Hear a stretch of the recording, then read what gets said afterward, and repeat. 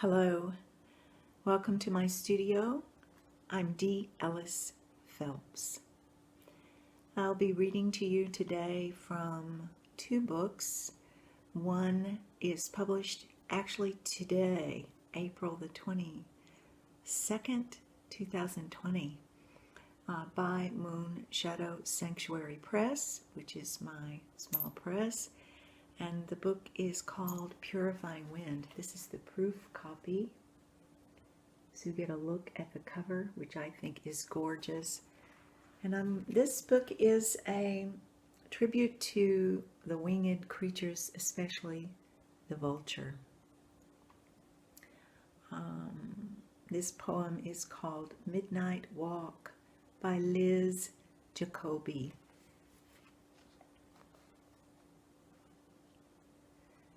I am invited into incalculable darkness, so ancient. A taste gathers on my tongue. Steady weight of darkness envelops with each breath. Orangeness of moon has burned off. Now high, white, haloed. Along the barn, shadows slither in dew-ridden grass, gather amongst my boot tops. Vultures nestle amongst the spines of pine trees, watching. 3 doe in a bean field to the south prance west. Green glow of a lost hunter's arrow illuminates the crop, mimicking the light above. Old barbed wire boundaries have loosened dutiful grip around weathered, decayed fence posts, aged by Michigan seasons. Rust creaks with southwesterly coyote winds. Bullfrogs seek shelter into pond water as bats merry-go-round, dutifully removing insects in wisps of oxygen. As I walk toward Coon Creek bottom between strands of moonlight.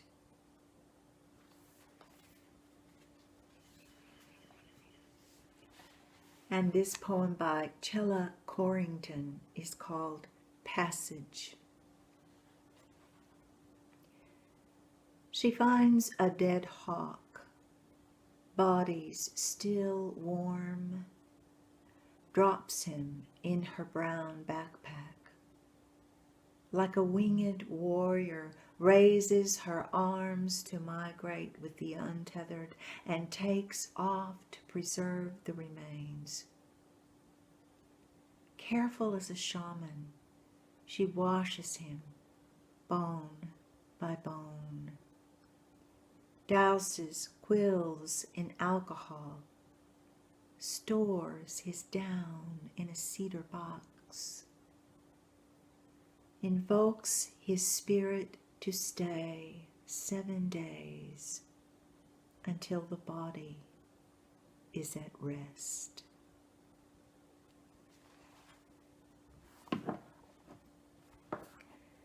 And this is my new book of poetry published in November of 2019. It's called What Holds Her, and it is by Main Street Rag. This is the title poem. I do not go the long road. Instead, my pulse is music. Consult this sky, every hue a blue reflection. See the vulture glide, every particle knows her name. She is a giddy child floating. What holds her cannot be seen. Pluck out these eyes. Your tiny happiness only shadows. Come, the ground swallows.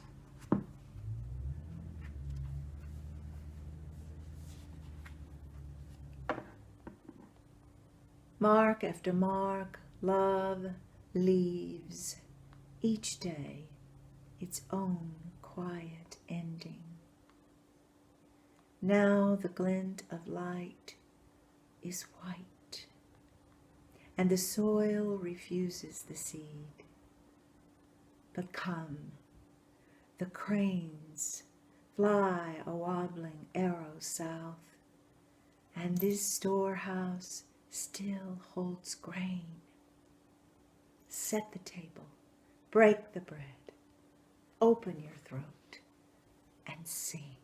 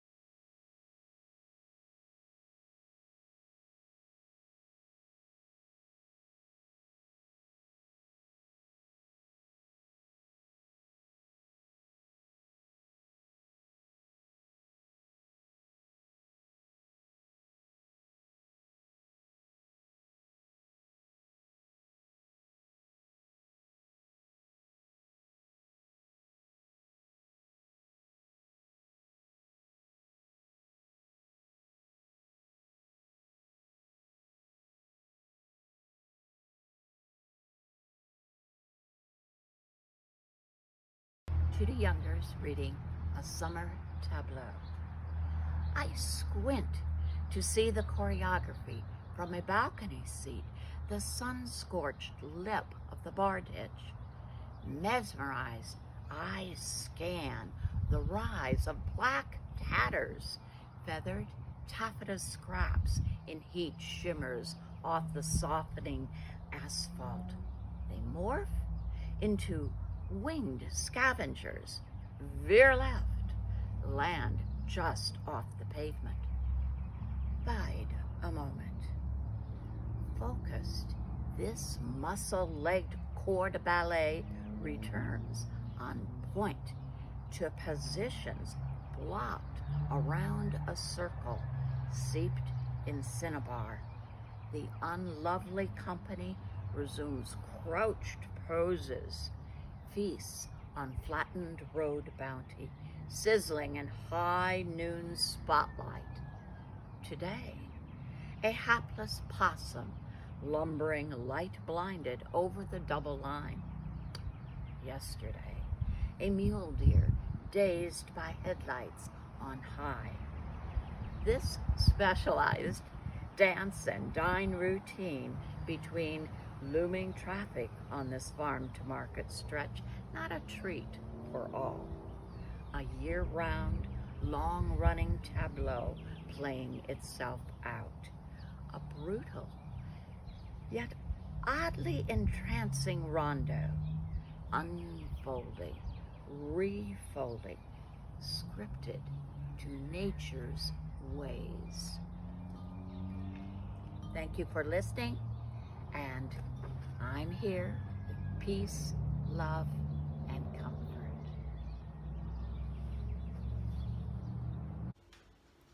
Hello, I'm Chella Currington. I want to thank editor D. Ellis Phelps for putting together this lovely anthology dedicated to vultures, and other winged creatures. The vultures are in danger of extinction. Today I'm going to read 2 poems from the anthology. The first is entitled Ruffled Feathers by Lori Bonatti. Eagles, the boy shouts, pointing upwards.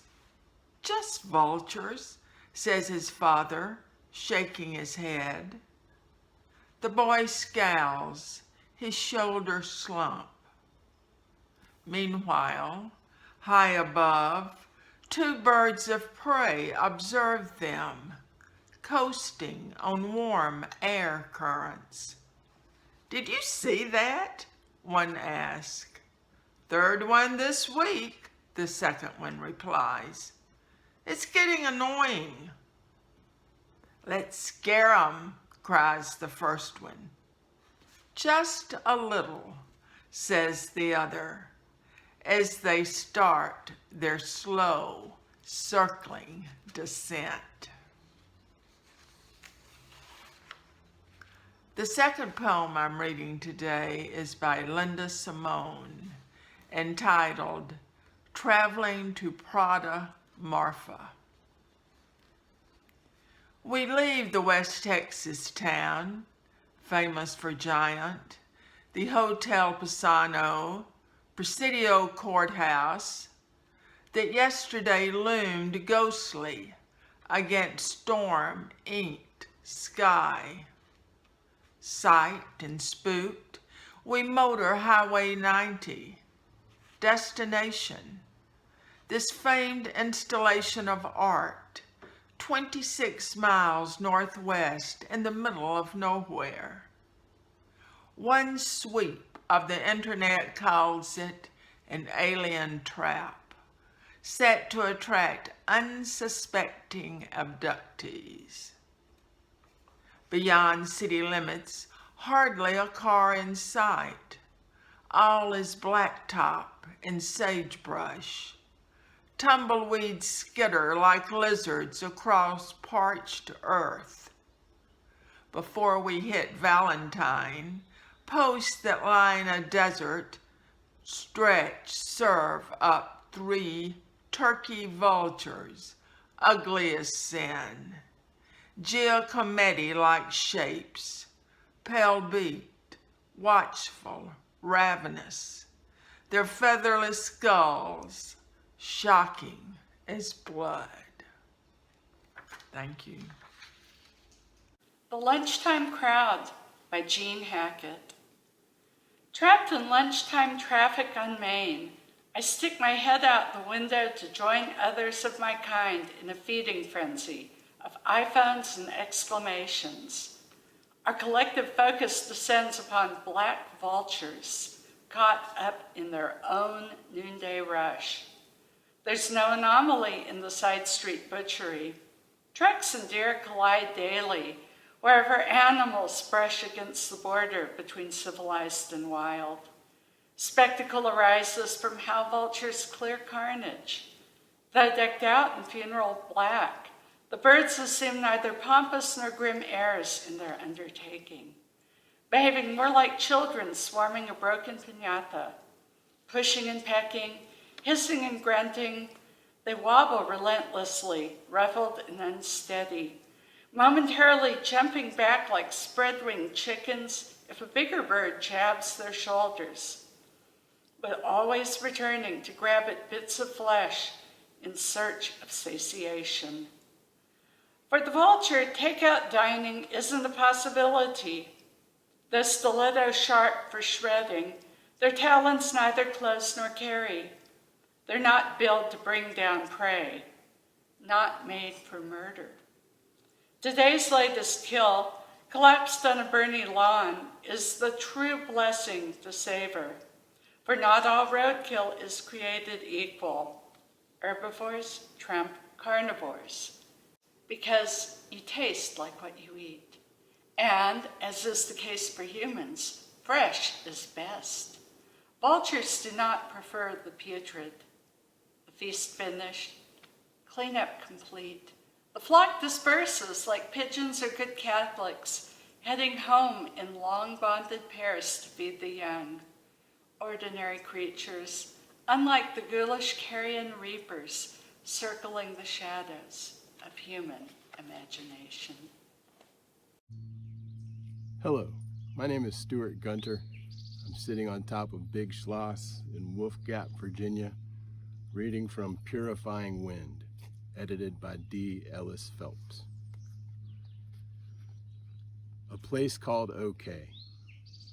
There is something beautiful about a plastic grocery bag floating on the wind across a street, renewing the forecasts.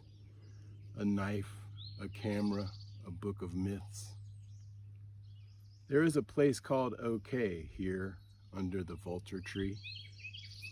Sifting shadows, leaf light, even the laugh takes years. Something hopeful, useful, and true. The dirty smell of doubt. Places remember what people forget. My subconscious paying attention to something other than me. Banks of gray clouds stacked one on another like regret and loss. A solitary black vulture floats overhead. The now and then of a person. I meet your exquisite heart, and there, Shelley's companionless moon, wandering the dome of the sky. The natural order. 4 times now I have driven past a shrinking heap of long black feathers, unmistakably vulture, apparently untouched. These birds do not readily eat their own, preferring the sweet meat of herbivores, though on lean days they'll consume almost anything, giving off the gas of death, which they can smell from their circles in the sky. Not keen on killing, these birds will wait out their dinner, keeping a dark eye on the faltering. Fresh meat is best, but rotting corpses are welcome too, a lucky break for the rest of us.